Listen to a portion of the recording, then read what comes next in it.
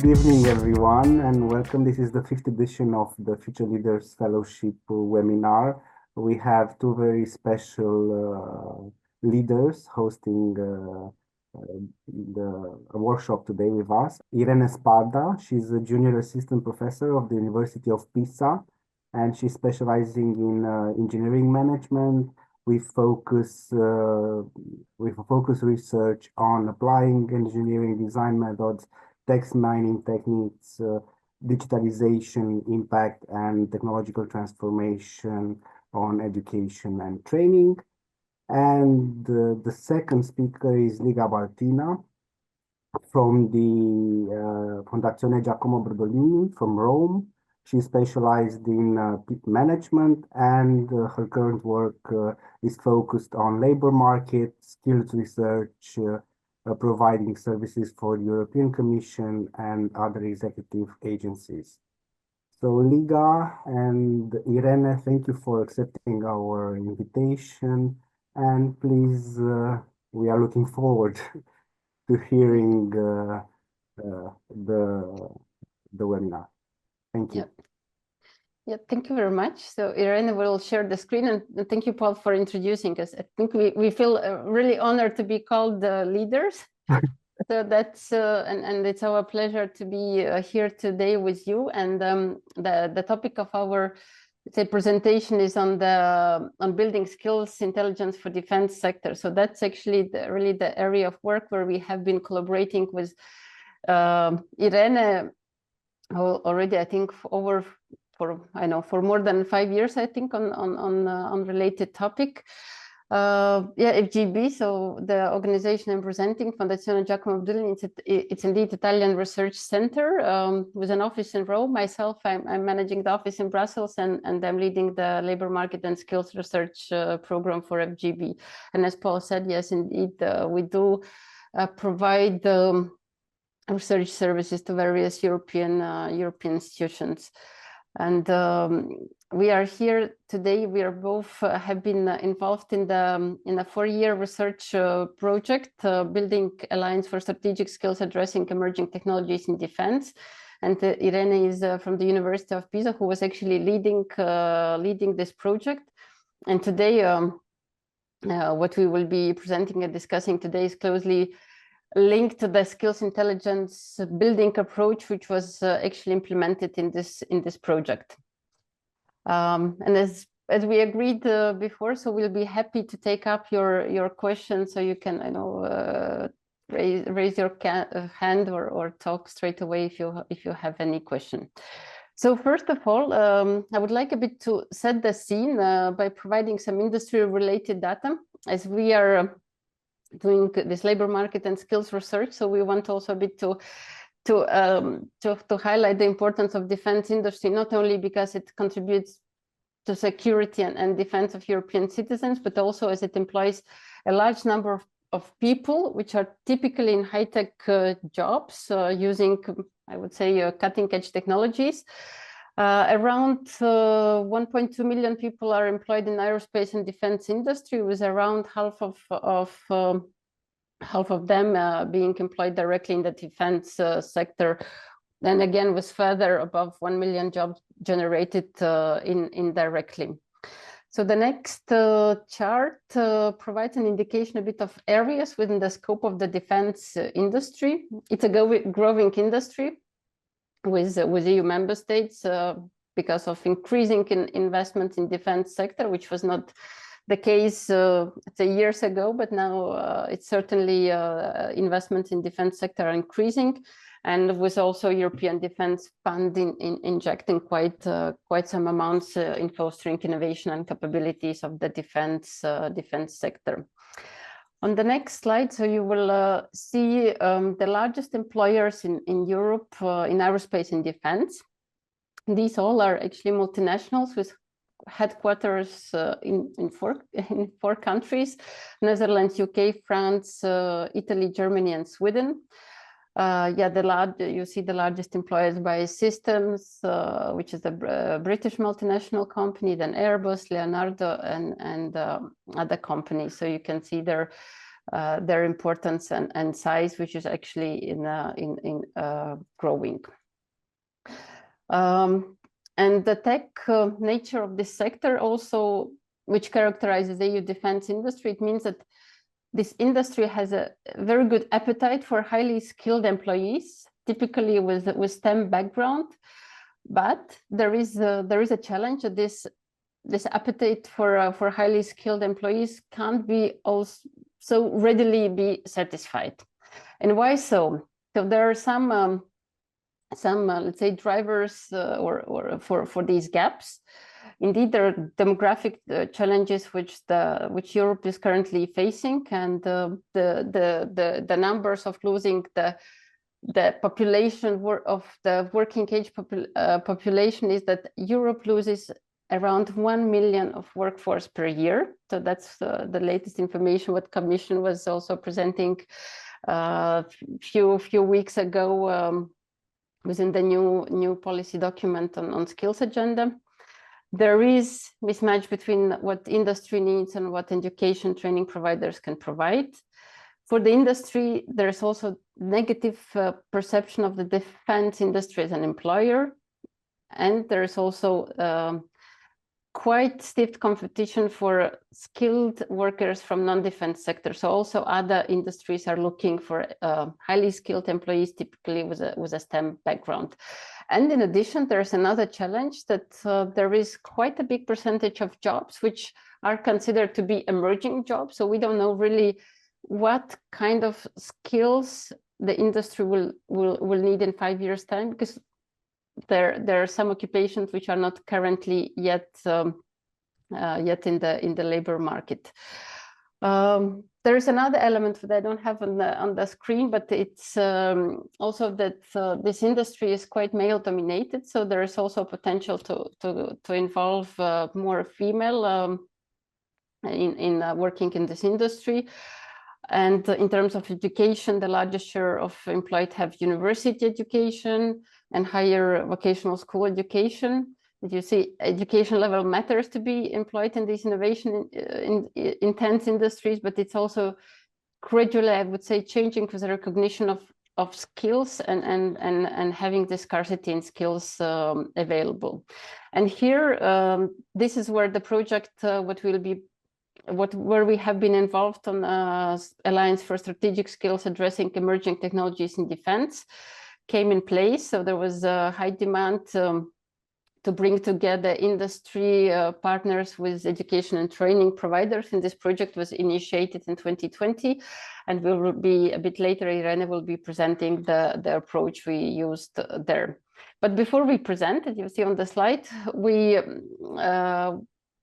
before we present was the skills intelligence, what we have built in this project and what purpose it serves, we want to ask you this question, what Irene is showing. Imagine that it's year 2035, and we want to ask you what you think, what will be the skill which will be absolutely essential in defense industry because of the advancements currently experiencing due to AI, robotics, and cybersecurity. There is a VOOC loop, what we have prepared. I don't know whether we want to talk instead of writing, since we are in a reasonable number. So maybe we can ask directly instead of using VOOC loop. Otherwise, you can scan the QR code, but you can choose.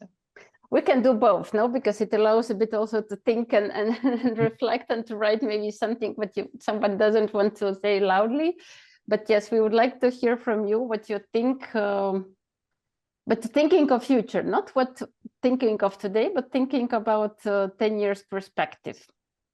Because now we increasingly talk about the impact of AI, the advancements of technologies, as we hear now also in defense, the robotics, drones, I mean, they're increasingly having, quite a big role in the industry. So we would like to know from you what you think, what would be, one, but there will be, of course, more skills needed, which will be absolutely essential because of these advancements in technologies.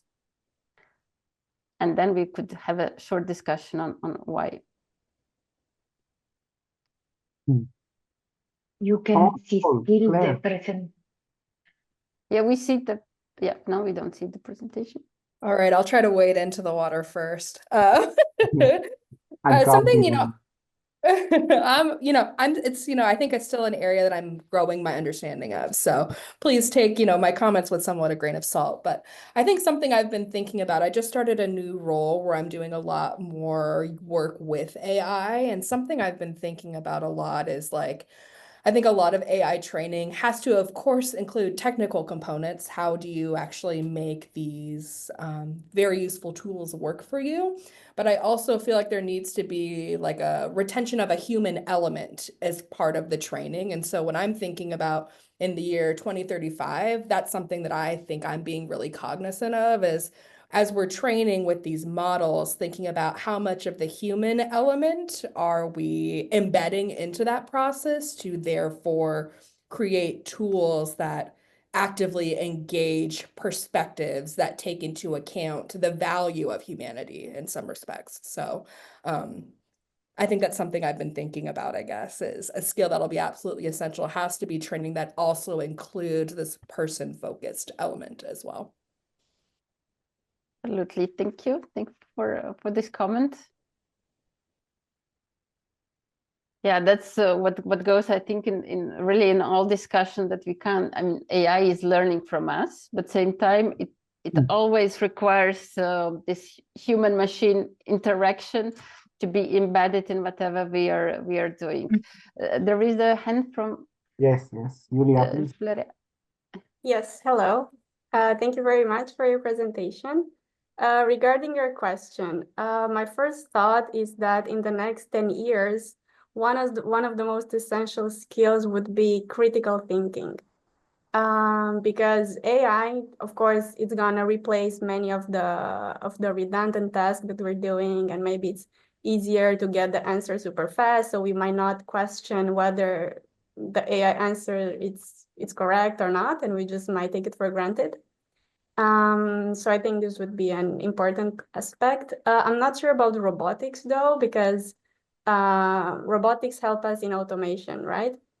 So they automate things that are, let's say, repetitive. They are just following some certain steps.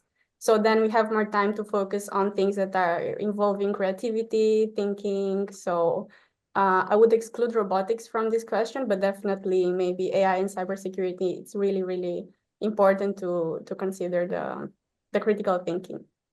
Thank you. Thank you. Yeah, you're absolutely right in that comment, because there are also now already increasing research about that. There is more and more content generated by AI, that critical thinking becomes increasingly essential into whatever we do. Yes, there is Paul has a hand raised. Thank you. Yeah. So what I was thinking that might be a critical skill in 2035 is data security, and just like an understanding of what data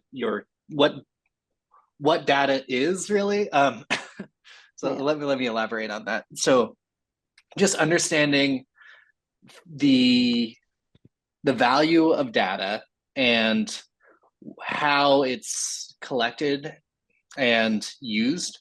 So, I mean, there was some examples of secrets being of national secrets being input into a GPT model, a generative model, and the company collects that, and then that's a way that trade secrets and national secrets can be lost.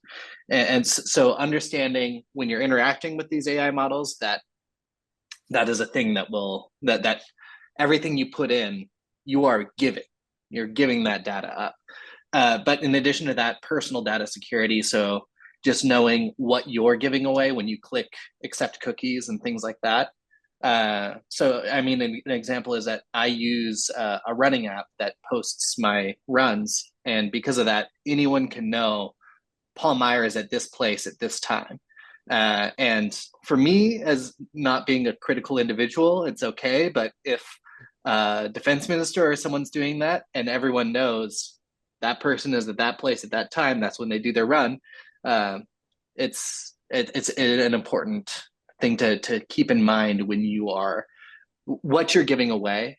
You need to keep in mind, what are you giving away, and what are you getting in return for that?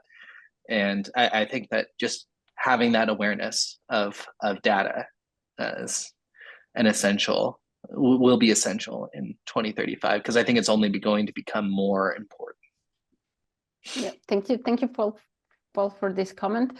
And indeed, there, what you mentioned now, that there are sensitive data are currently put in, the ChatGPT and other similar models.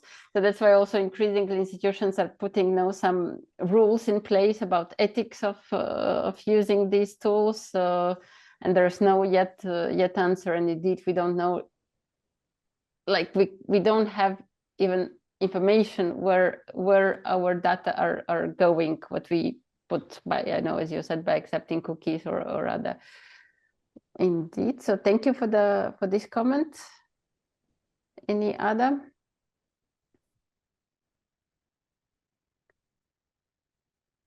Anything? I think they covered the whole aspect, because they mentioned so you mentioned let's say the raw material of the digital systems, and so the data. The importance of human element in design, and so in designing the infrastructure the digital infrastructure that will use those data, and the possible applications that can be developed, and so the importance of having a critical mindset to verify whether the scope is correct or not. So you are ready to go in depth with this webinar. Okay, thank you. Okay, let's move further. So now we will focus more on the approach what we had developed in this project. It was a large project. It was over a bit longer than a 4-year project, gathering together 30 partners from 8 countries, from defense industry, sectoral organizations, education training providers, and research institutions. As you see from logos, we had among partners Airbus, Rolls-Royce, Navanti, and other industry representatives as well. So we had these large employers so that we can, with the aim to interact with them and to understand better their needs, and to have, let's say, their feedback to the activities, what we were doing in terms of identifying the skill needs, then developing the training programs and other activities. So the main objectives of the project, is we're discussing today about the building skills intelligence. So we're trying to explore what are the major emerging trends in technologies and skills, and then Irene will explain later how we were doing that. And the idea was that we are identifying and mapping emerging technologies with corresponding skills required for defense-related applications.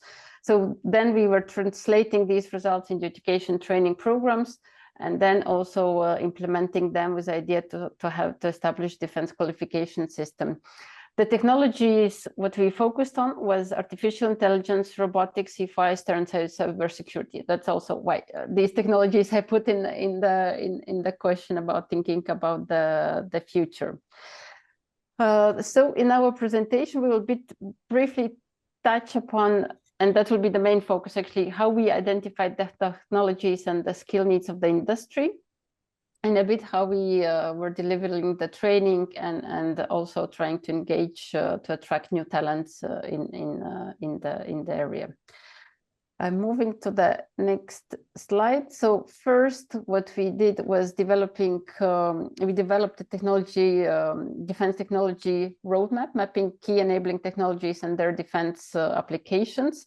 This was achieved by using different tools, including big data analysis. So the AI was also participating here, and with a focus on doing more deeper analysis of scientific and technical documents, so that we can get more into future perspective, not what industry needs now, but what industry will need or may need in future.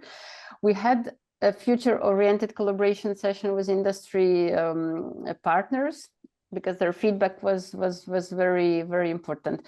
And then we created the skills, we call it skills blueprint, by classifying essential skills and job profiles, and sort of establishing body of knowledge, which was more or less structured ontology linking technologies, skills, and job profiles. At the end of the project, we also developed sectoral skills strategy, and we are planning a follow-up activities, more working on implementing this strategy, because it's like an action plan, how defense industry can enhance its capabilities through developing skills, and what education and training programs should need to consider in better addressing the skill needs of the industry. The whole approach was rather iterative and data driven, but also with inputs from humans. So we really engaged also with stakeholders and experts in this activity, because as it was already mentioned before, you can't really rely on the results that you get from data-driven analysis, but you need to make them realistic, to test them, to discuss, validate, and understand both what is the scope, what is the impact, and what is the driving force behind. As part of the project, we developed several training courses, and some of them were also piloted and tested. So we focused on, you see the training courses corresponding different IQF levels. So we had training courses which focused on professionals already working in defense sector. We had a few courses also focusing on undergraduate students, and then we had also some courses focusing on graduate and postgraduate students. We will then later provide also the link to the project website, where you can get more detailed information about all what we will be presenting here. And I think from this slide, I give a floor to Irene to a bit touched upon this slide for Irene, but you can add your comment. Yeah, so the approach that we had in the Assets Plus project was, as said, a mix of qualitative and quantitative methods, relying both on big data analysis of technical and scientific documents, but also on the expertise of our partners with brainstorming session future-oriented, because it is important to give a context to the data in order to understand the meaning of the information with respect to the sector needs.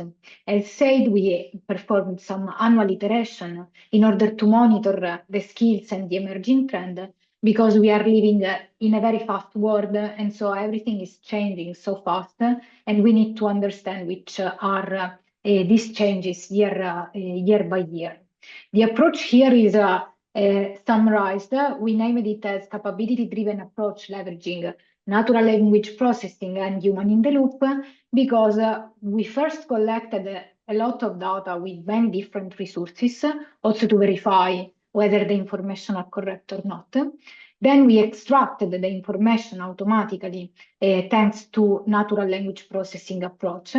And then we inferred some relations among all the concepts extracted in order to extract an additional value. So the knowledge with respect to all the information that we were able to map.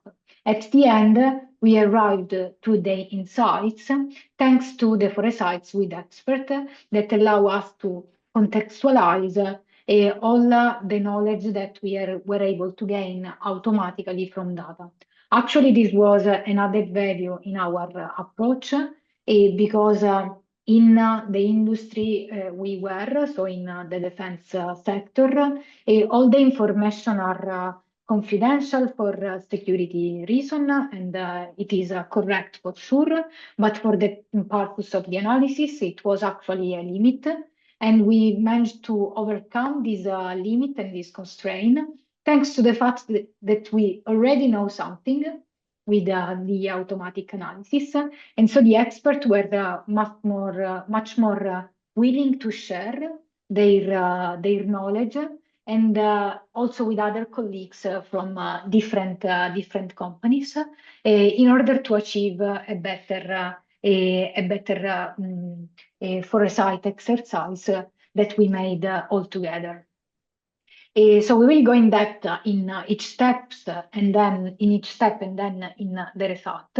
So the first one is technology mapping regarding the collection of documents. So we collected several documents from many different resources.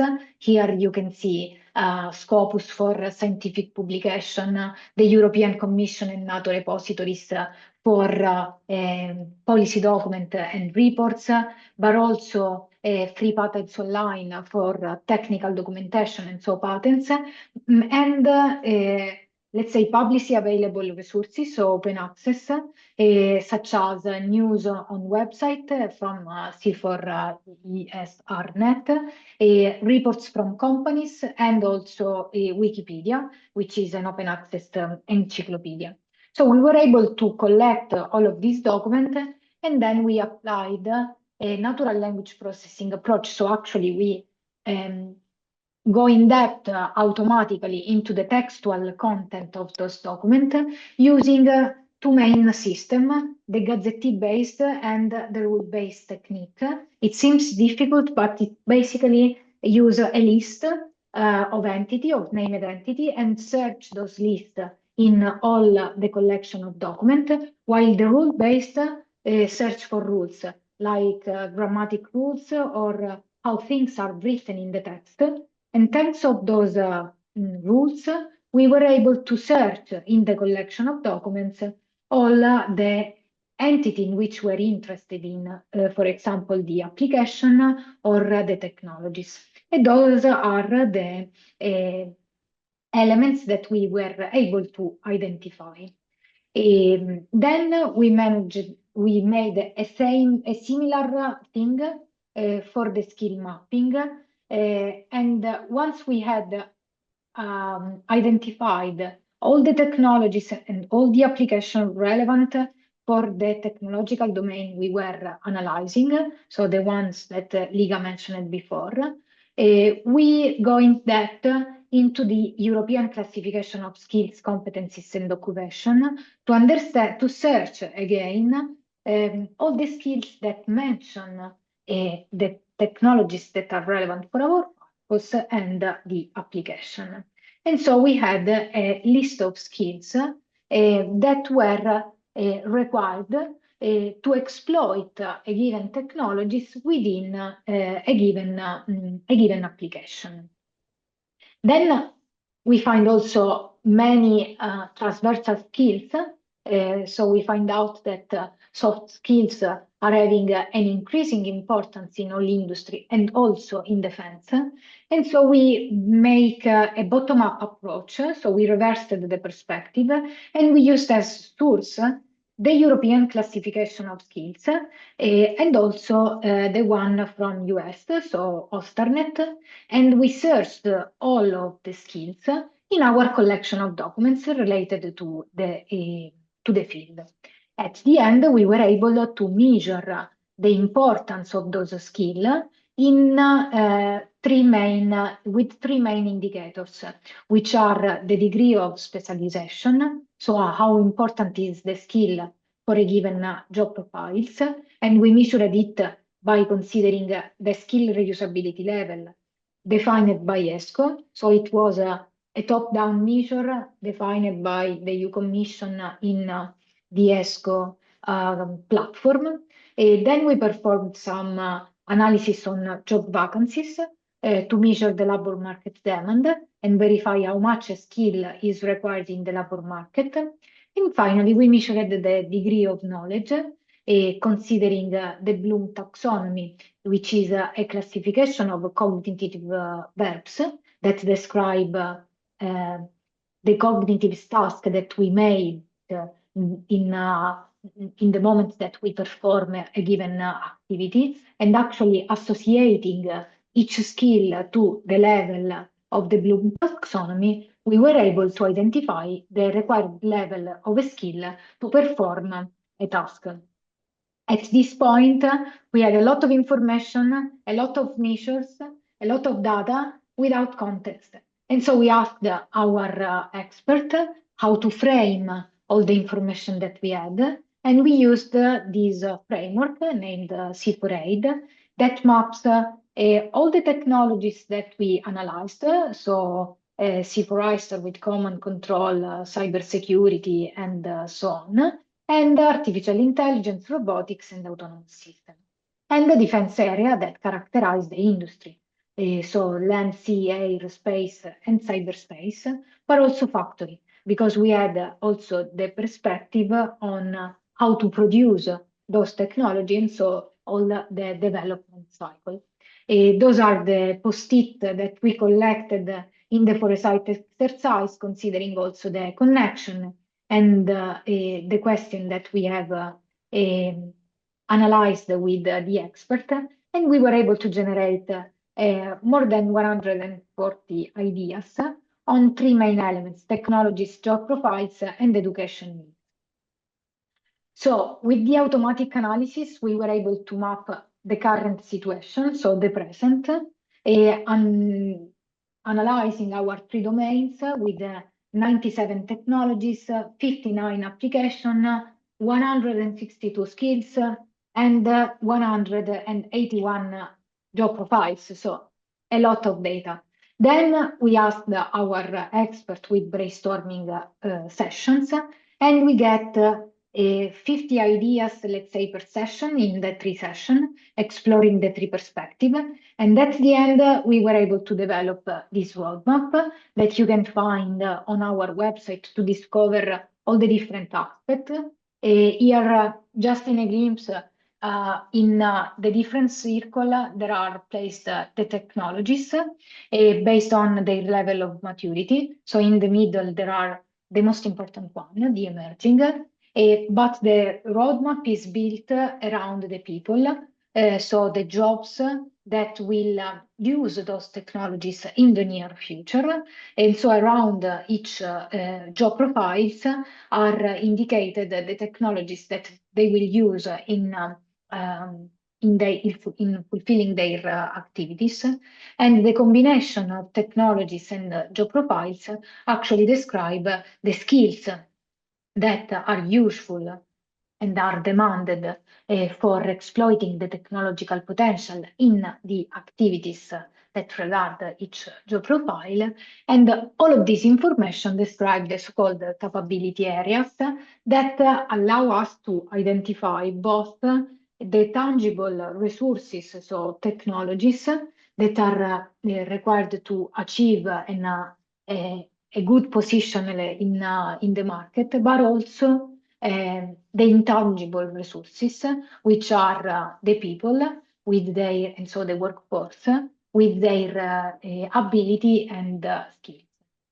We arrived almost at the end of the project, and then there was the introduction of ChatGPT that actually changed almost everything, and also the way we interact with the computer. And so we went in depth into these technologies to understand the impact on skills. But just to frame the process, let's start from the definition. So from what is actually ChatGPT. It is a large language model, and large language model are a subset of artificial intelligence, machine learning, and generative AI technologies. And actually those technologies are trained, so developed for following an instruction written in a prompt, so in natural language, to provide a response. The great spread of this technology is in the interaction, because it's based on a conversational way, but those technology actually recognize some pattern and regularity in the input data, and generate some new instances that are similar to the initial one. But the interaction is their main strength. Indeed, they are very big because they have learned, so they have been trained using a lot of information and a lot of data available on internet, and the time to reach 1 million of users was very, very fast. In only 5 days, ChatGPT reached 1 million of users. And if we consider in these statistics the times that was required to the other very popular digital service to reach this amount of user, we can understand the impact of such technology. And of course, with this plethora of users, a lot of applications were developed for many different purposes. So for using text, video, images, coding, but also research and speech. So our perspective was a little bit different because we want to dive into the user perspective to understand what we are doing with large language models and which can be the impact, what can be the impact on skills. For answering the first question, we automatically collected Twitter. Before it was called Tweet, so X. So we were in that moment. So now I think it is not anymore possible to collect the post on X. So we automatically collect 3.8 million of tweets, and by using the rules and the technique that we have seen just a few slides ago, we identified more than 30,000 tasks. So what we are asking, and groups those in tasks in area of application to understand what we are asking. And this is the result.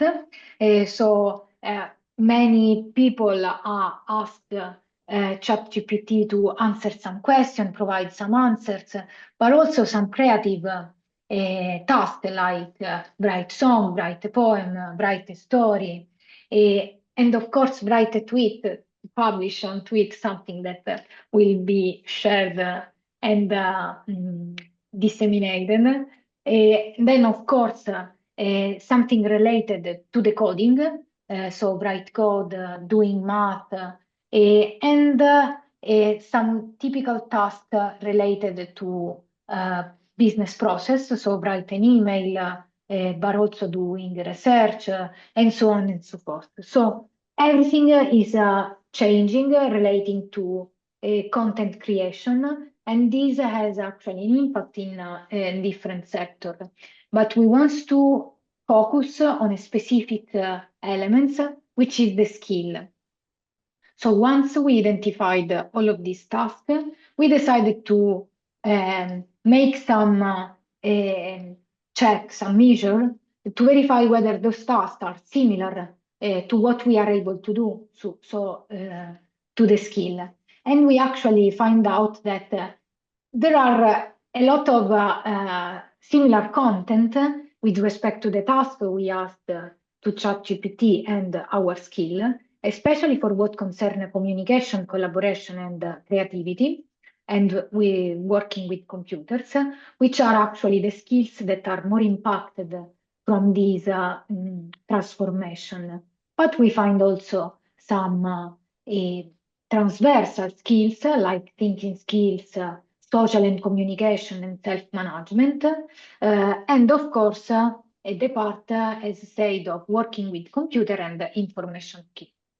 But since we are talking about tweets, it is opinion. It regards opinion of people, and the opinion can have a positive or a negative concern.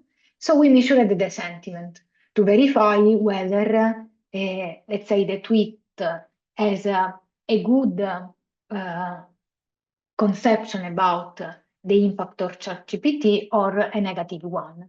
For example, a negative tweet could be, I wouldn't trust ChatGPT to do math, while a positive one is, it's inspiring to see how people are using ChatGPT to create something new. And by mixing up those information, so the skills that can be identified from the tweets and the sentiment on the tweets, we were able to understand which are the most impacted skills. So the ones where ChatGPT can actually be used.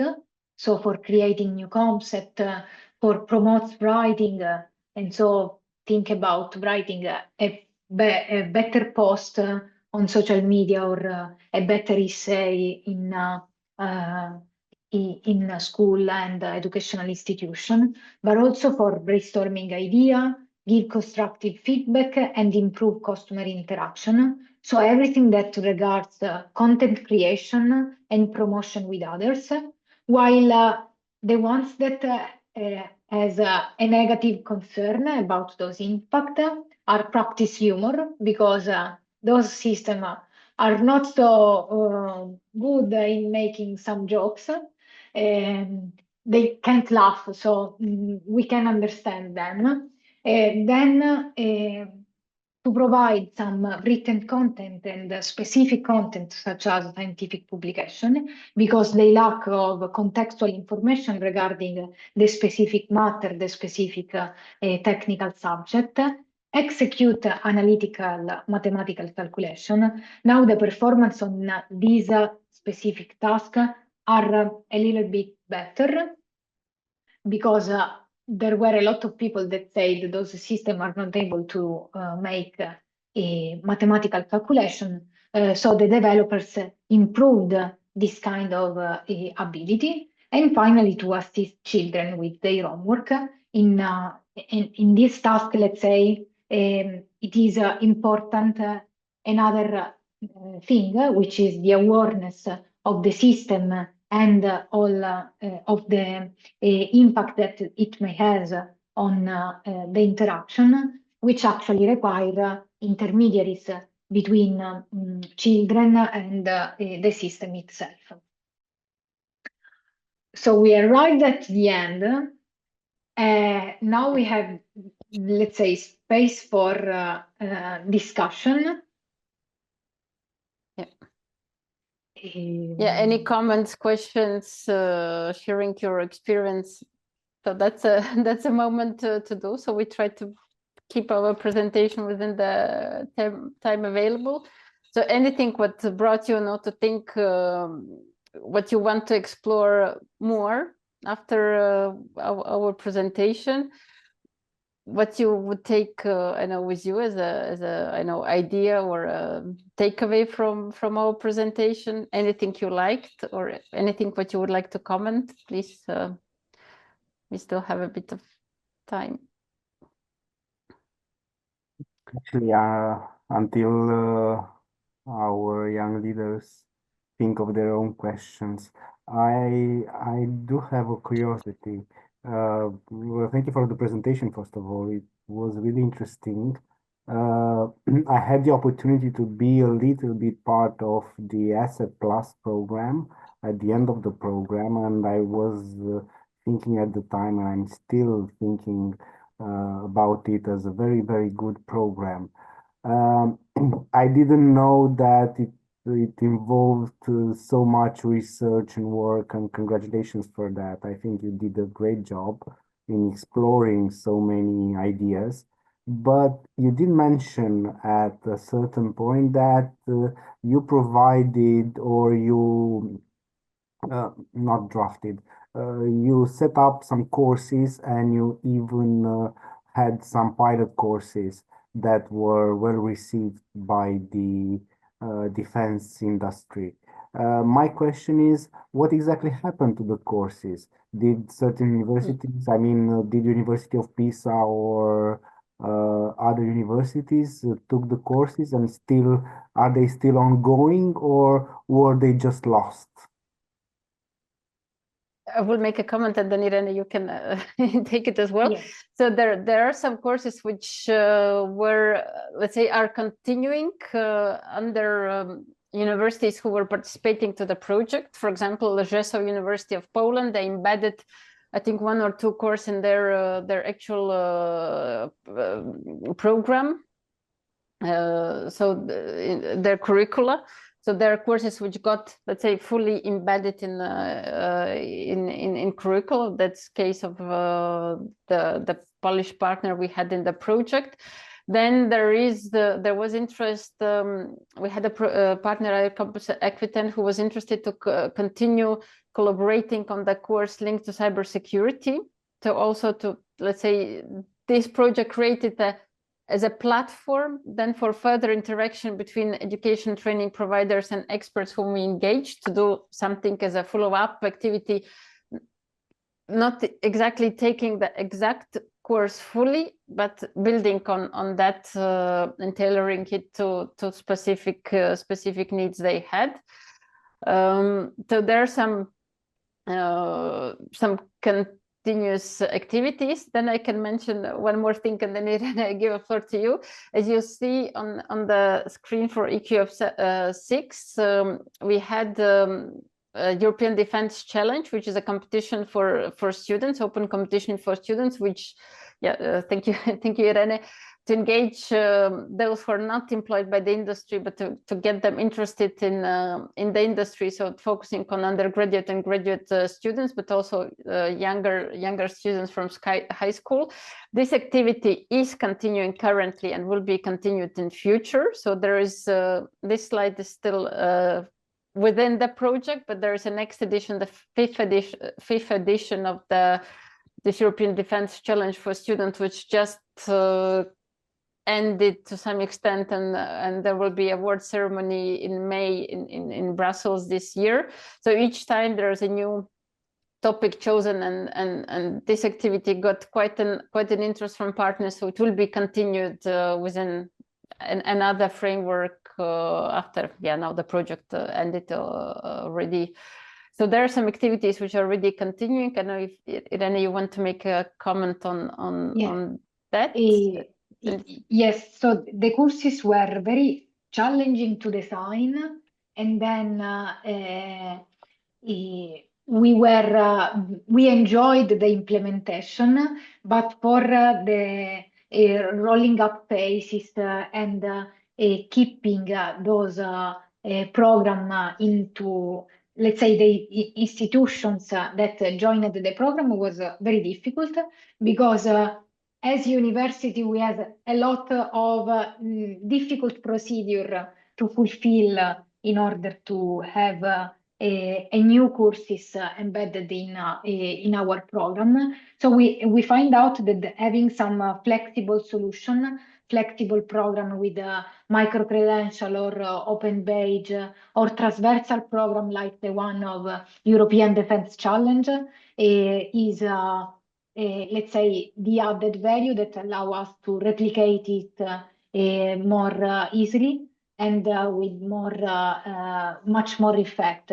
So a lesson learned was, let's say, the type of course that we design to have the higher flexibility in order to insert, let's say, this course in something that is already existing without reinventing the wheel, which would be in some way, in some cases, very, very difficult then. But we managed to have some courses actually implemented and well established, and the fact that the project has a long time in the implementation, so a 4-year project, allow us to give also a more robust structure for the implementation of the course.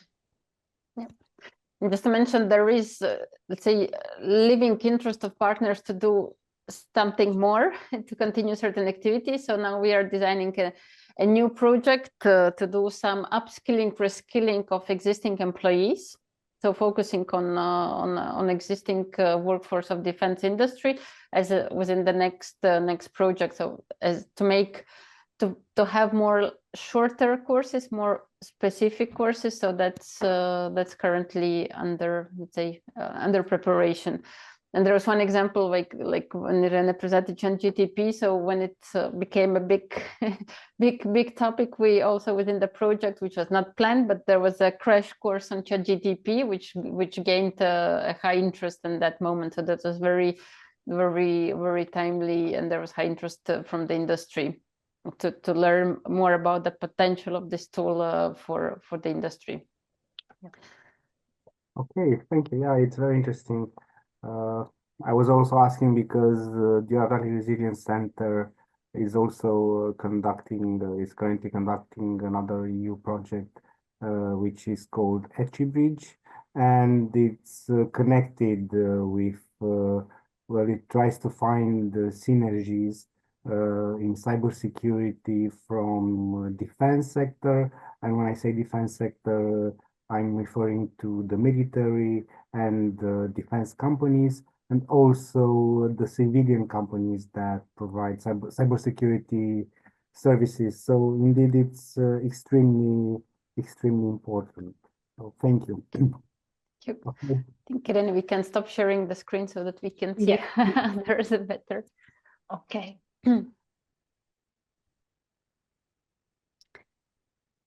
So if you can, I know, share your feedback. I know what are your, I know, one two takeaways from, or new, if we a bit promoted your interest in certain topic.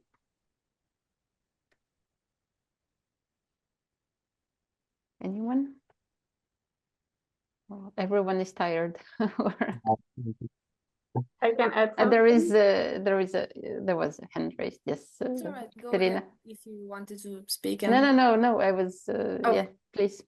So I wanted to say that I really loved your presentation, and I recognize some of the concepts you presented. I am a student in psychology, cognitive science, so this part of AI, generative language, natural language processing, and artificial neural networks are very familiar to me, and I'm looking to kind of discover more on this topic since it's quite new. It's a quite new field at least in my university. So we're just kind of trying things out. As you were speaking, I was looking up the articles you also used for your presentation. So I just opened the ChatGPT one and the generative language one to read for later. I'm really sorry my professor did not present these two articles when I had the class on AI and cognitive computing. So yeah, but I will suggest them for future years. Thank you very much. I am curious if there are any courses or workshops to better delve into this field.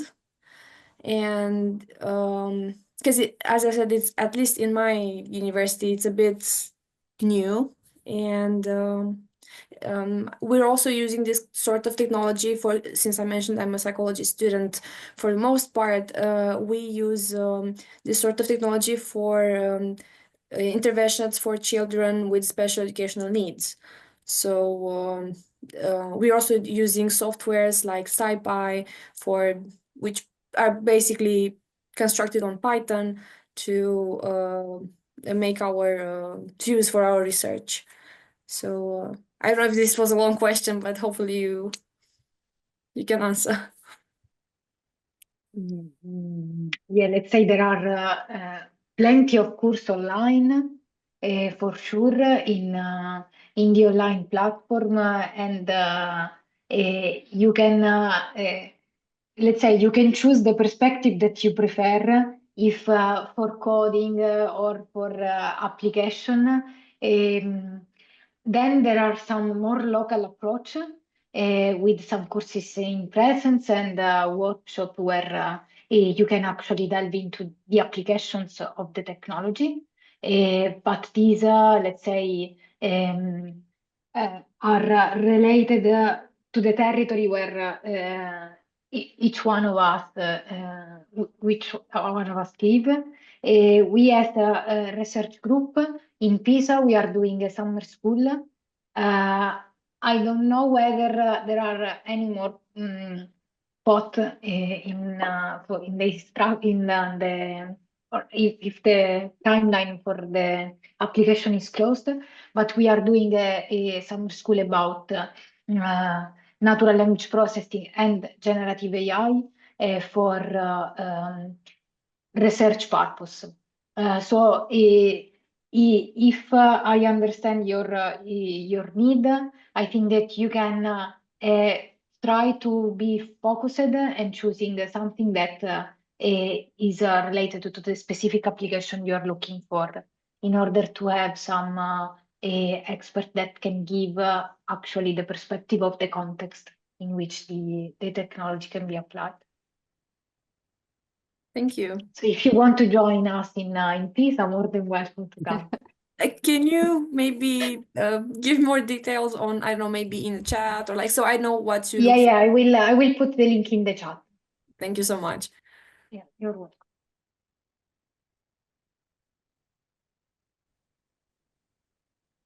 Okay. Any other questions?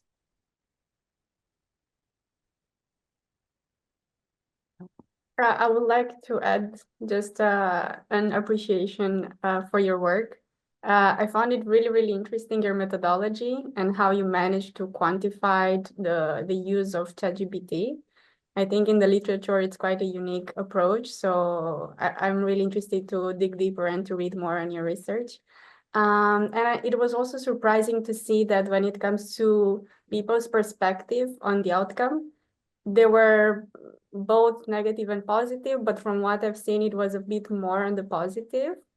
And I was curious, do you think that if with the correct education and classes and courses on the use of artificial intelligence, would it be possible for the perspective of people to move more into the positive side?